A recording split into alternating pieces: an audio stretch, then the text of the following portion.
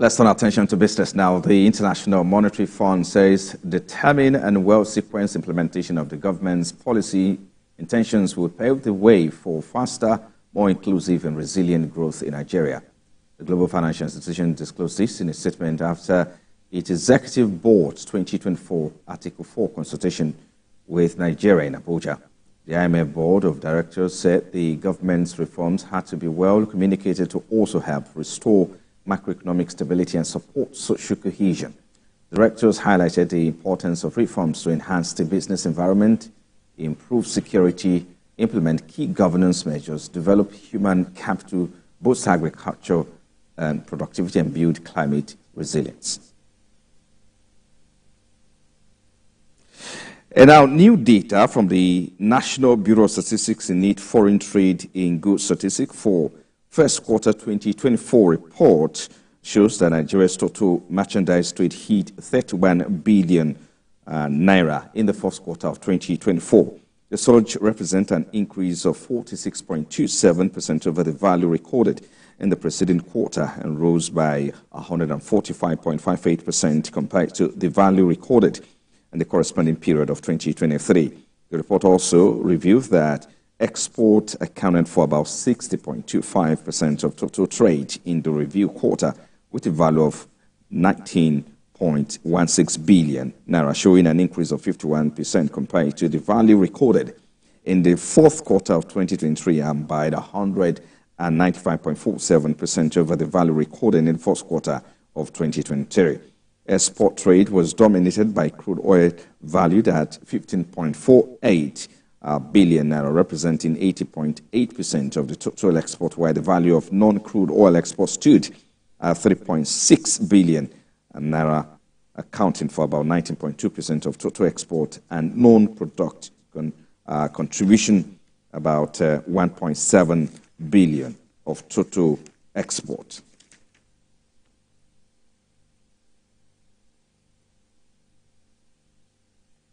And away from there now, according to 2023 survey, Nigeria scored about 31 in transparency, 19 in public participation, and 61 out of 100 in institutional oversight, resulting in about 92 out of 125 countries.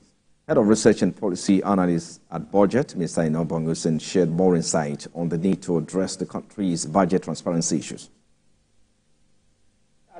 At every stage, during the budget cycle, whether it's with the formulation of the budget, whether it's with enactment with regards to public hearings by the National Assembly through several committees, whether it's regards to implementation or audit, as the case may be, that there are opportunities for the public to participate. And what does transparency, what does opportunity to participate, bring to governance? When there is increase in transparency, what it means is it arms citizens with, readiness to be able to make informed political choices, to contribute to the political process, contribute to how, governance is carried out, and to ensure that government doesn't abuse power. And we can only do this from an informed point of view. What informs us is these documents that they put in the public domain for us to assess, and give feedback. So it's important that, moving forward, that these documents that, help us form conversations, make us make informed or take informed positions on these issues, are in the public domain for scrutiny. And our Asian stock sank today as traders heavily pared back bet for Federal Reserve rate cuts this year, given a still tight U.S. labor market, while a snap election call in France sparked wider political concerns and weighed on the euro. Trading was low in Asia, with Australia, China, Hong Kong, and Taiwan out for public holidays, but MSCI's Broadex Index of Asia Pacific shares outside Japan still depreciated by 0.33%. U.S. futures edged marginally higher, with about S&P 500 futures and Nasdaq futures up by 0.3% each, reversing slight losses from earlier in the session. Japan's Nikkei rose by 0.9%, helped by a weaker yen. The Vice President of Middle East Affairs at the United States Chamber of Commerce, Mr. Steve Letu, says the chamber is very troubled about the recent attacks on businesses linked to American brands in Baghdad and fears they may deter investment. This past week, men carried out attacks on a number of businesses linked to American and British companies, including KFC and Caterpillar in Baghdad. The attacks were driven by anger over U.S. support for Israel and its war in Gaza. Unfortunate is that an attack on these companies is an attack on Iraq and Iraq's citizens. The people that are working in these restaurants are Iraqis. They're earning, their wage, their support for their families by being employed by that company. So all it's doing is really hurting Iraqi citizens who are working in those companies. It's not a productive way at all, to voice perhaps concerns over broader issues that people might want to have a voice in. We also are glad to see that people like the Prime Minister Sadani, have voiced their concerns and certainly are not supportive of this. But at the end of the day, here at the Chamber, yes, we are very troubled by this, and we're very concerned, for those Iraqis who are working in those companies. Now, latest data from Japan's government shows that the service sector sentiment worsened in May to levels of seen in early 2 years as rising fuel and food costs from a weak yen dragged on household spending. Data also highlights the fragile nature of consumption, making it harder for the Bank of Japan to justify further interest rate hikes.